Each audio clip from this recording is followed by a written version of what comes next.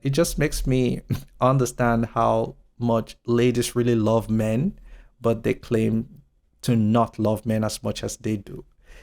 Yeah, it's very tricky. I used to tell my wife that if only men know how much ladies love you guys, it would change how you live your single life. You wouldn't be thirsting after these things the way you are doing it is because you don't know how bad ladies want men, how bad they are hungry to get settled, how bad they want to have a good man with them.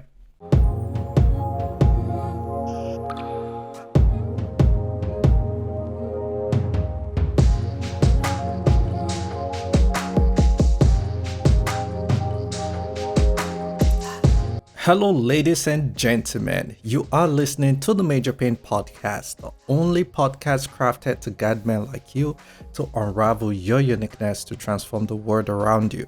If you are a lady joining us, feel comfortable to listen as we hope women learn how to build better men through the golden nuggets we will be sharing and learning. Follow this podcast wherever you are listening. Kindly like and subscribe if you are watching this on YouTube. Greetings to you, my brothers. I hope you are doing well. I hope the new year has been going great for you. I feel like this year is now going by so fast. January, I used to say, it's like it has 2 months in one. That's because it's super long, but the moment January is done, the other months just start running so fast. I feel like I'm in June at this point because of how many things have happened to me and happened around me in the past couple of weeks. Good things, actually, empowering things for sure. And I'm happy because these are things that I have been praying to happen. And, ask and you shall receive, right? Yeah. So one of my prayers has always been for God to equip and empower me so that I can be able to impact lives. I can be able to assist people who are struggling in the different areas of their life. Now, this makes a lot of sense why I have been taking a lot of courses in psychology, coaching, reading books, and just absorbing and soaking myself in the personal development slash spiritual development sphere. I'm not just doing it for me, I'm doing it for you. I want to bring better assistance to you. I want to be that ally that you will be happy to have beside you.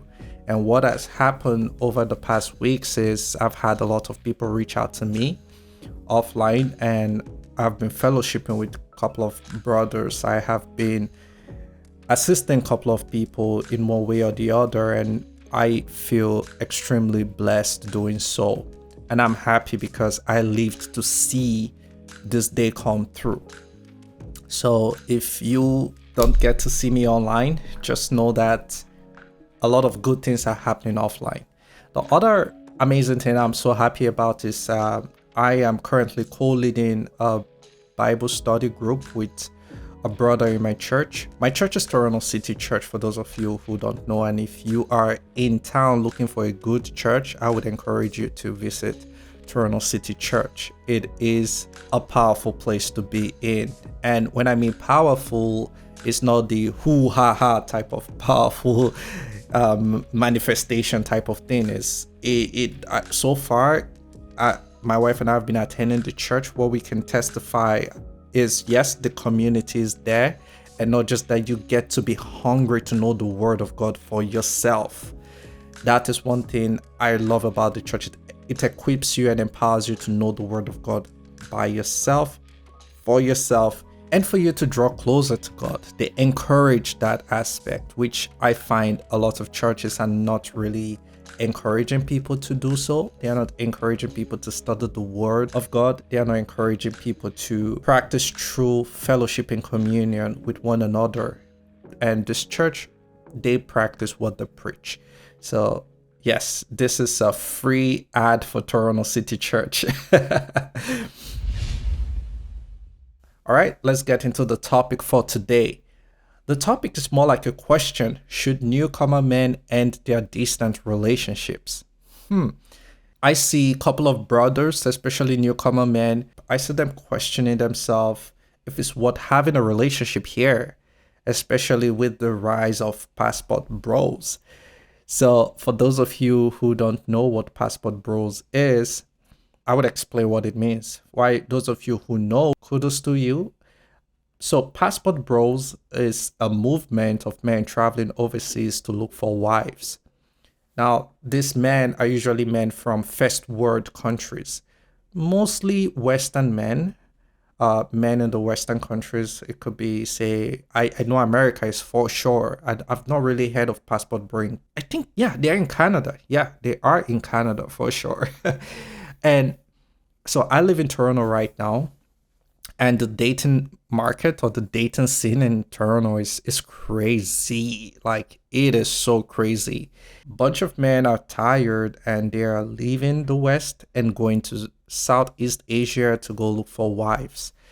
So the movement have received both positive and negative backlash. Negative backlash usually from the women in the West who are saying that these men are traveling all the way to be sex stories, and they are taking advantage of these ladies in those countries, and they are actually shaming the men, saying that the men are not even man enough in the first place. That's why they don't want to date them right here. And now these men are leaving to go to other places to take advantage of ladies who are weak. Ladies in East Asia are busy, defending the passport bros and replying to these ladies in the West that, hey, I mean, you don't want them. They're coming over here, so leave them for us. We are going to treat them like kings, this and that. And also, there's still a couple of news just flying around about even the men in some of these countries not happy that these brothers are coming into their countries, like coming to invade their country, right? Just coming into say sleep with the girls and maybe not marry them per se. So some of the men in these other countries are unhappy, especially if the guy's intention is just sex tourism. So there's a whole lot in this movement, which I'm just grabbing my popcorn, eating and watching the movie as it unfolds. But one thing I would say is, if you are a brother in this category who is looking for someone to settle with, I would say before you jump on any movement, I would encourage you to pray to God, God who made you. God also has made your wife for you, and all you need to do is to start that adventure in finding her. That's why I say, he who finds a wife finds a good thing, especially when you found her.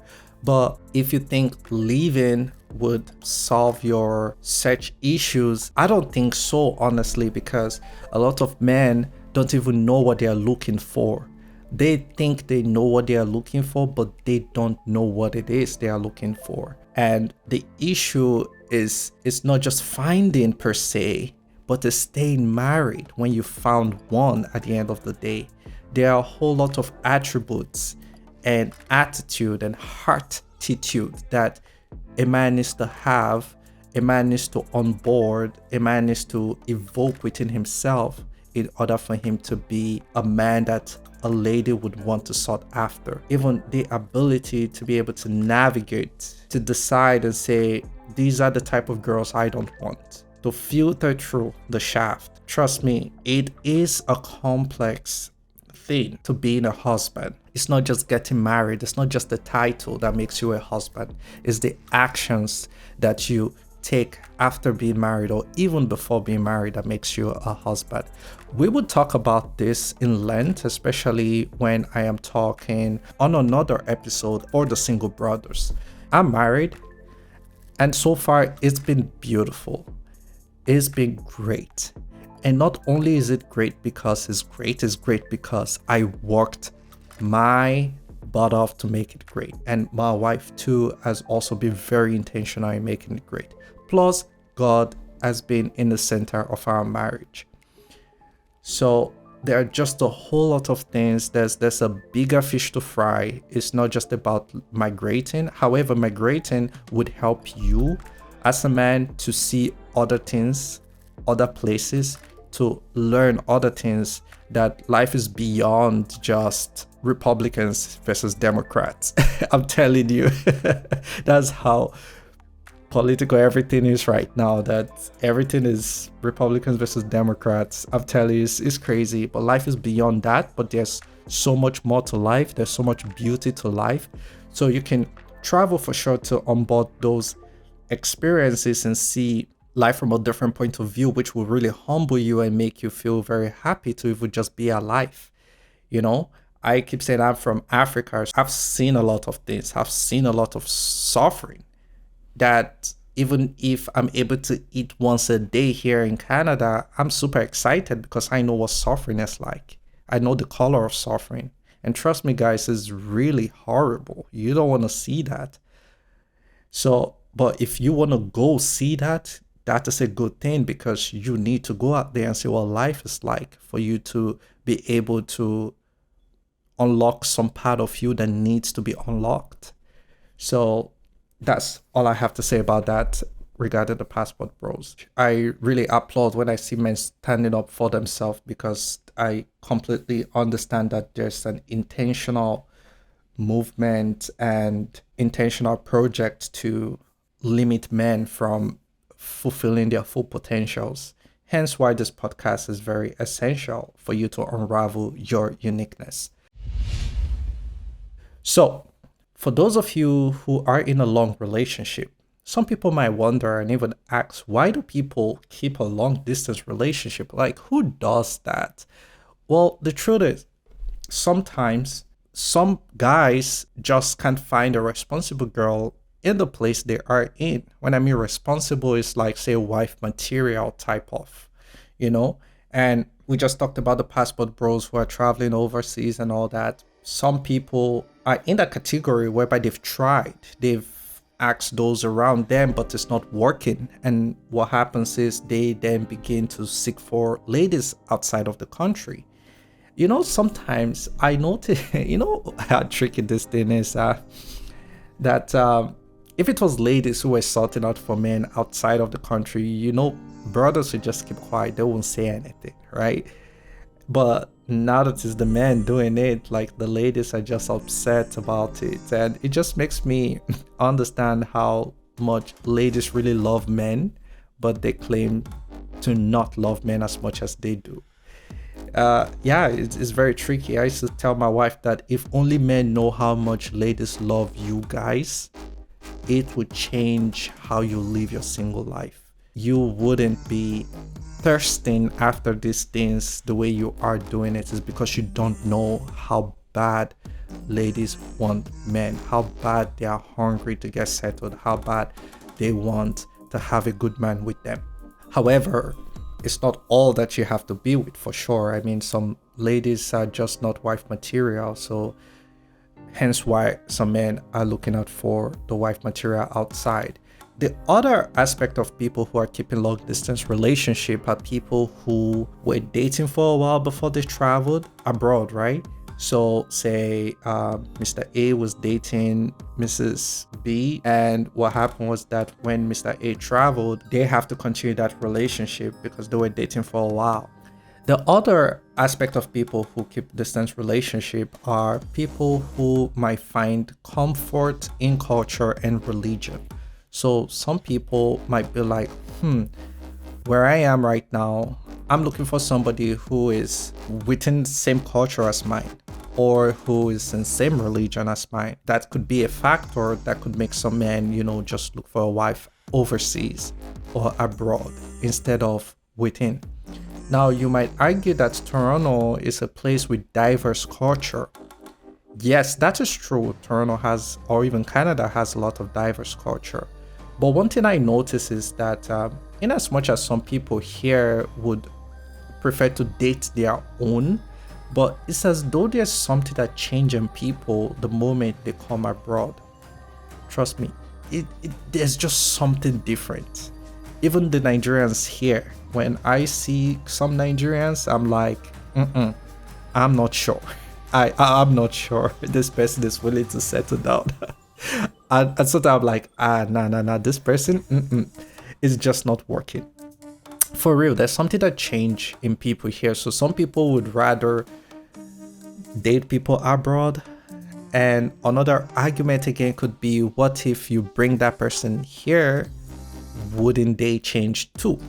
Well, we'll talk about that. The other component is compatibility. You meet some people and you are not just compatible with them. Your perceptions, your thoughts, your dreams, your aspirations is not aligning. So, and say you meet somebody abroad and they are compatible with you, what would you do? Would you just say you don't want to date them anymore? You would try to either make it work out, or you just at least give it a try or a chance. So now let's narrow this to guys who move to, say, Canada or whichever country they are in, but they happen to have a relationship that is back home, that's in their home country where they were born and brought up. For us to go further, I would use my story as an example. So some of you might have heard me say, maybe in previous videos, that I had an ex, right, who was from my home country, Nigeria. I moved to Canada in 2018, thereabout, and I think we started dating late 2017, thereabout. Yeah, I didn't know her much before I migrated, so it was more of us getting to know each other over the phone. Long distance relationship comes with a lot of issues, guys. Some of you might be witnessing it already, especially things like this time difference. Maybe the time that they're going to sleep, you are awake, and vice versa. You are missing a whole lot that is happening in the person's life, and the person is also missing a whole lot that's happening in your life. You are struggling to keep them informed all the time. That too can take a lot from you, because here is so fast paced, but there your home country might be very slow paced. Like in Nigeria, it's very slow. Like you don't really have much things going on around per se. Unlike here, that especially if you're using the public transit, you have to be there on time. You have to rush in to get the TTC. You have to work at some point to enter a bus. And all that, you have to show up at work on time. You have to focus at work. Unlike in Nigeria, where you can be we call it breaking granules. Like you can just be doing flimsy things and you are quote unquote working. But here it gets a little bit, it's super professional and strict. And your girlfriend back home might not necessarily understand how serious it is over here. They might just for some reason feel like you are picking money from the streets, or you are just doing very little work and you are getting paid in dollars. They don't know the effort and sacrifice you are making and taking just to be in touch with them. So your two realities are completely separate. The more ignorant they are about your reality, the more expectation they have from you, which would then even further cause and bring a lot of argument and issues and all that. So that was my reality as at then when I was dating my ex. It was just a whole lot of issues, and transparency was still quite an issue. I'm very transparent, super transparent, and along the line I started feeling that she wasn't transparent at all with me. What happened was that after a while I had to call it off, because I had to ask myself, do I want to continue having a miserable life? Is that what I want for myself? Or do I really want to live a better life, which is me being here, having another person who is here with me, who understands my reality and is excited to build with me. I didn't even have my permanent residence as at then, so it was more like, how would it even work out if she's to come and visit me? That is two people struggling from the scratch, trying to make ends meet and all that. How does that look like in reality? It is horrible, guys. So now this brings me to you. If you are listening to this and you're a newcomer, man, and you are having a relationship back home, just because I told you I ended mine doesn't mean you should end yours. But what I want to do is I want to open your eyes to certain things that should make you ask and question yourself if it's something that you want to maintain, if it's something that you want to let go of, and probably establish one here. I just want the best for you guys. I don't want to see you struggle. And I don't want it to be that if only you had known, or if only you had gotten the right advice or counsel, then you will make a better choice. And however, who says that having a girlfriend can't convert to marriage, and that way you then bring them over and you live the best life? Who said that can happen? It can happen for sure. Just calm down and chill and hear me out, okay? As a matter of fact, my wife has one of her very close friend has been in a distant relationship all along, and I even marvel how they do their relationship. They've been dating since when they were kids, and this girl and this guy, they would call themselves and just keep the phone on throughout the entire day, throughout the entire night, and even when they're sleeping, like this person is here and the other person is sleeping. So it's like they are literally living together, but just over the phone. I mean, not everyone might go to that extent. See, and the truth, there's no rules about long distance relationship. It's up to you to make the rules and decide what works for you. What might work for me might not work for you, but this is working for them. And right now they are married. She traveled back to the Philippines, got married to the guy, and now she's working her way to bring him over here. Their family know themselves, everyone good, everyone cool with each other. So those are some really great things to look at, because I mean, this is marriage we're talking about. So for you, I want you to analyze and forecast. You want to analyze what are the challenges you yourself faced as a newcomer. Remember, we talked about the challenges newcomer men face when they come to Canada. We had done an in-depth episode about that. If you haven't seen it, you can check my website. In the blog, there's video, audio, and article that I had written, and I placed everything on one page. That's one blog page. You can see challenges newcomer men face, how newcomer men can improve their mental health, and why newcomer men need a mentor. So you can check that out. You know the challenges you faced when you came in as a newcomer. Women also face their challenges, and they also have their issues, just like men. Things like finances, career, like what kind of job will she be doing when she comes over? These are things that you have to think about, first of all, right? Is she schooling at the moment? If she's done with school, when she comes over, depending on the career she wants to do, will she need to go back to school? If she's to go back to school, what would that look like? Would you need to pay school fees? Okay, if she has to pay school fees, how much is it? Would she be entitled to, say, even things like loan, student loan? Now that depends on how she comes in. And I mean, you know how complex that aspect is, right? Okay, so say she has to pay school fees. She's not entitled to student loan. Who is paying the money? Is she the one paying the money? Where would she be staying?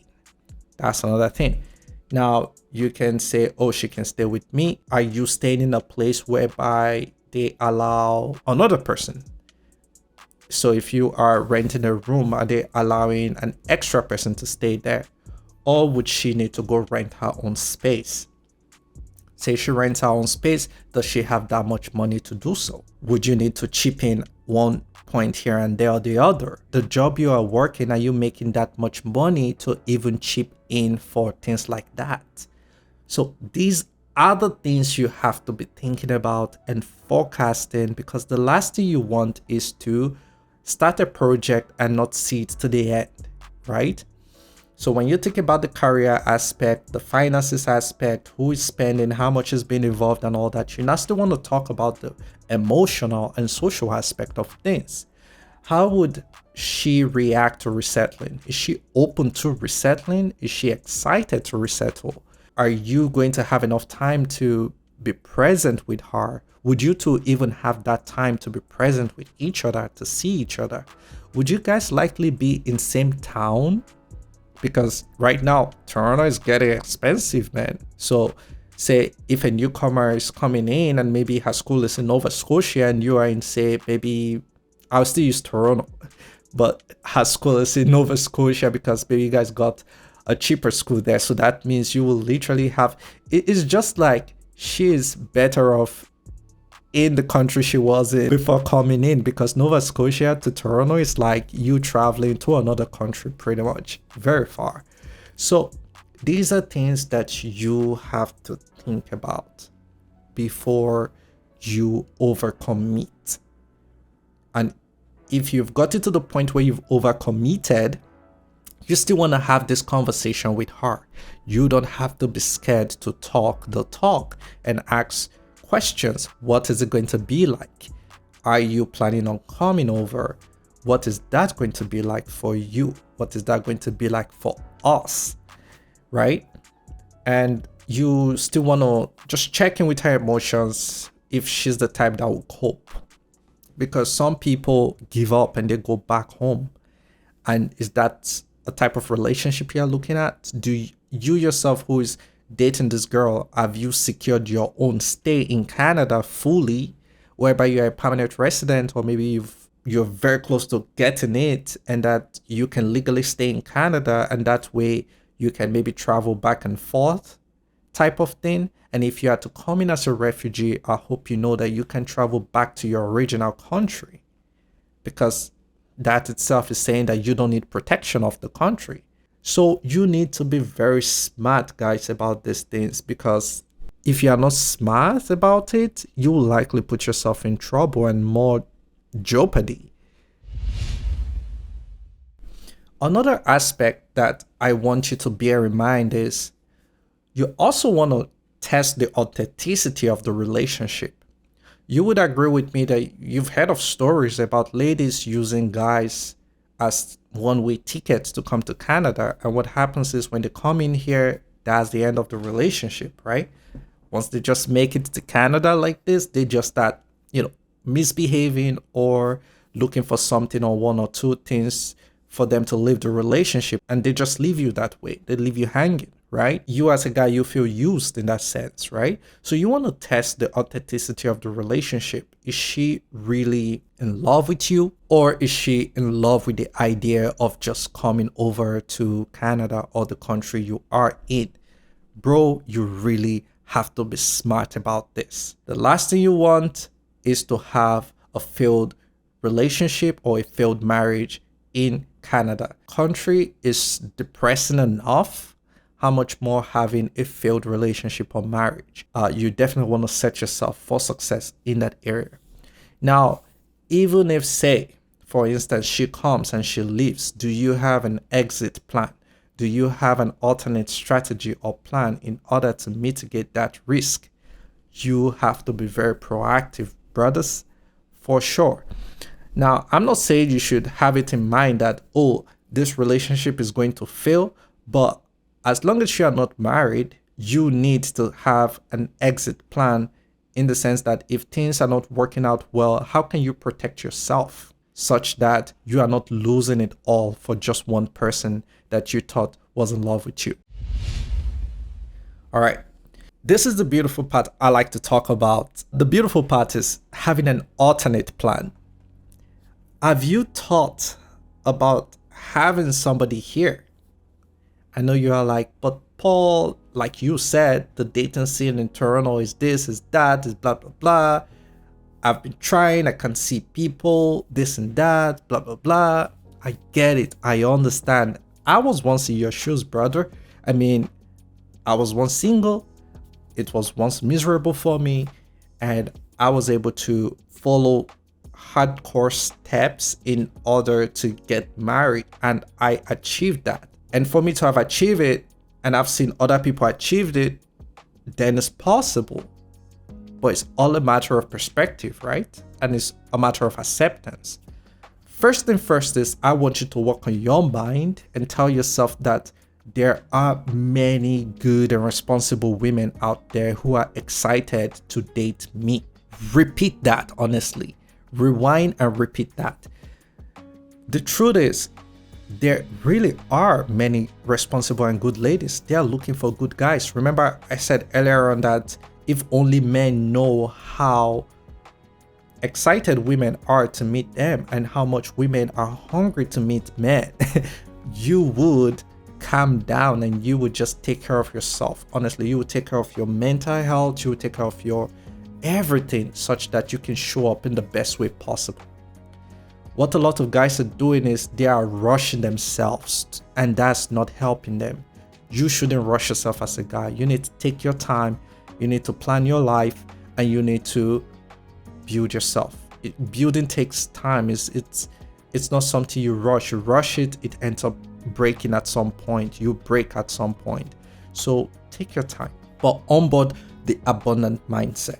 That was something I had to tell myself, because if you are watching all these red pill videos that keeps reinforcing that women are irresponsible, 21st century women are this, are that, da, da, da, da, da, da, da, and they give you all the statistics and facts and all those things, and they play videos of irresponsible girls acting irresponsible, like you will keep thinking that is how all women are, and that's not true. Same way you have irresponsible women is same way they are irresponsible men. And if you hear from the ladies side, ladies are also complaining that there are not many responsible men in town. So the truth is, two wrongs doesn't make a right. And if everyone is complaining and no one is fixing it, or no one is working on themselves, then what happens? We have chaos everywhere. So everything starts from you. It starts from you having that positive and abundant mindset. The next thing you want to do is you want to find somebody who, yes, is responsible, and somebody who understands the social economic climate of things. Someone who is in the same mindset with you, someone who is looking for same thing. You want to make sure that she wants same thing as you. It's not that you want marriage, but she just wants party, she just want to have fun, she just want to have this and that. You two are on a different path. You want to make sure that if you want family, she wants family. That way you set yourself up for success, because there are a whole lot of things that are thrown off the table at that point. The reason why I usually encourage the alternate plan, which is finding someone here, is because this person understands the society and what life is like here. They either have been here for a while, or they grew up here and they can see and understand what life is like. They also will be able to empower and assist you in building a beautiful future for yourself and for the family you two plan creating together. Unlike somebody who is back home in your home country and don't really understand that over here, except you are making maybe 200K a year, it's very hard for the man to take care of all the bills. I've heard this story from someone who told me that his girlfriend back home was expecting that if they get married, that he will be the one taking care of all the bills. For how much is he earning? I mean, of course, he's not earning 100K a year right now, but you can imagine someone having that huge expectation on you. Why? Because that is what happens back home. Men sometimes take care of all the bills. She doesn't know that when she comes here, she would have to take part of the bills. She would have to work. She would just be maybe a stay-at-home mom, as she would imagine. She would probably have to work, because you see, guys, price of things are going up, right? So everyone is like working extra here and there. So you need somebody that shares same perspective with you. They know a lot about car insurance, home insurance. What does it take to buy a home? This is how we would build and how we will plan. All those things, very essential. Now, you might ask yourself also, so Paul, where can I meet these girls, these responsible girls you are talking about? Maybe if you come to my church, you might find them. Some people might say church is not the best place to meet ladies. True, I can say if your intention is to go to church to find ladies, I was speaking in Nigeria way to say thunder will fire you.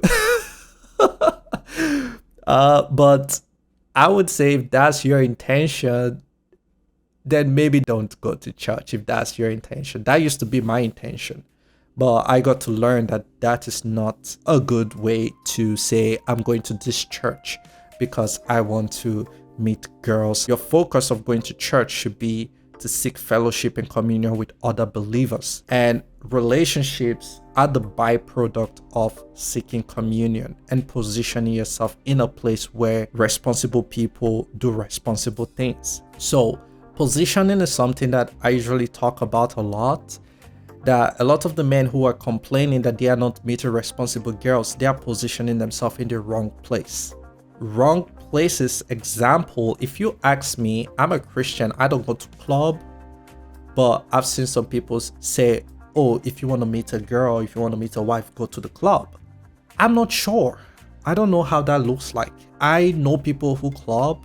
I see their lifestyle, and sometimes it's not something that I admire or I treasure or I cherish. And I've seen what the club is like in terms of the personalities that are out there, their perception, their way of life, what drives them. These are things, to me, I don't think vibes with the type of life I want to live. So you might argue otherwise. You might give me examples of people who met at the club and they are doing well. Kudos. That's them, but that's not you, right? So it's up to you to decide where you want to position yourself. But one thing I know for sure is that a healthy place like a church is a perfect place to seek genuine friendship, because people in that atmosphere usually are warm, they are receptive, and same time they seek genuine friendship and relationship with people. And it's from there things build, right? And not just that, are you just going to a church, you are engaging in that place. You are getting involved because they are also watching you. And sometimes even in church, I notice that some people usually just give you this kind of distance, probably because they are hurt. Have you not heard that the church is a place with the most hurt people who are hurt, looking for comfort? So you coming in with the intention of, oh, you just want to get a girl, trust me, they're gonna know your intention and they just stay away from you. But when you come in and you engage in that space, you join a connection group or a Bible study group or something, and you are serving in church, I believe that by your works and by the fruit of your works, people get to know you and recognize you as someone that can be trusted, someone that can be looked up to for something. That's where it all starts from. The other aspect of positioning is even things like community center. You know, one thing I notice, many men are not engaged in community things. Sometimes I ask myself, where are the men? So I work in nonprofits, it's mostly women, but sometimes I usually ask myself, where are the men in Canada? When I came in, I was asking, I don't see many men, I just see more ladies. Population-wise, per se, there are more women than men, but the men themselves, I mean, outside hanging out with your buddies at the club, pub, beer parlor, games night, where else again do men really go to? There are many ladies in community work. Probably that could be a place you should start looking at. You could join a group or join a course or go for some networking event or something like that, and that way you get to meet people. Or you could be part of an initiative or stuff like that. And that way you become known and recognized. If you want to meet responsible people, you really have to go to where responsible people meet. And from there, things build up. These things takes time. It's not something that happens overnight. When it comes to building relationships, because of how crucial it is and how essential it is, these are things that take a lifetime. If built properly, right? You don't expect to just rush it. So I encourage you to position yourself in the right place. Some of the questions you should be thinking of while positioning yourself is, how engaged am I in this space? How effective and proactive can I be in this space? The more you do these things, the more people you meet. And the more people you meet, guess what? The more opportunities that come from there. Because people see you and they want to introduce you to their friends. They want to introduce you to their daughters or to their whoever. So guys, you have to position yourself in the right place and not in the basement playing video game or on your couch playing video game and saying nobody loves me and watching all the red pill content in the world that is gaslighting you. Don't do that for yourself. So you need to go out there. Remember, he who finds a wife, what? Finds a good thing. So you got to go out there and you got to find, but you have to plant and position yourself in the right place. Should newcomer men end their distant relationships? I would say have that conversation with whoever you are in a relationship with. Also, have a conversation with yourself if that is the best thing you should be doing or if there are other things you should be doing. I rest my case. Take care. Have a nice day. I will see you in the next episode. Don't forget to check out my website, www.majorpainintl.ca. And if you want to reach out to me, majorpainintl@gmail.com. I will see you some other time. Take care and have a nice day. Cheers.